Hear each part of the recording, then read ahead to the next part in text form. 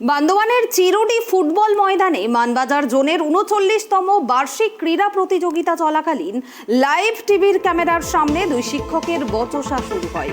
এই ঘটনার সময় ট্রাইব টিভির পুরুলিয়া জেলার রিপোর্টার অমিত কুমার মাহাতো সেই মুহূর্তের ছবি তুলতে গেলে এক শিক্ষিকা তার ক্যামেরায় হাত দেয় এবং ক্যামেরা ছিনিয়ে নেওয়ার চেষ্টা করে।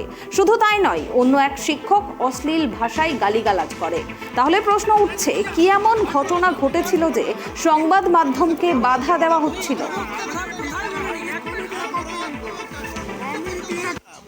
প্রেসের একটা স্বাধীনতা আছে না, প্রেসের যে ক্যামেরা ছিনিয়ে নেওয়ার চেষ্টা, সেটা কি আদৌ সাংবিধানিক কাজের মধ্যে পড়ে? ছিনিয়ে নেওয়াটা তো আমি দেখি নাই, ওটা ঠিক তো নয়। যদি হয়েছে সেরকম, তাহলে ওটা ঠিক নয়।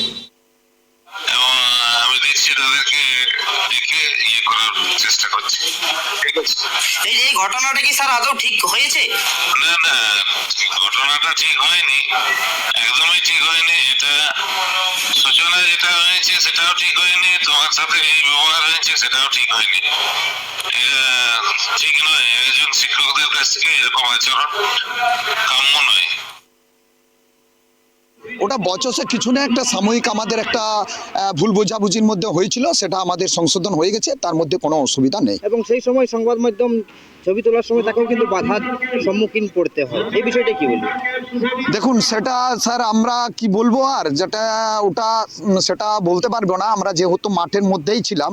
কিন্তু সেটা কোনো রকম অসুবিধা নাই। তবে সংবাদ মাধ্যমকে আমি বলবো, যাতে করে কোনো রকম ওনারা এসেছেন যখন, তাদেরকে কোনো রকম অবস্টাকেল করা বা বিভিন্ন অসুবিধা না করাটাই বেটার।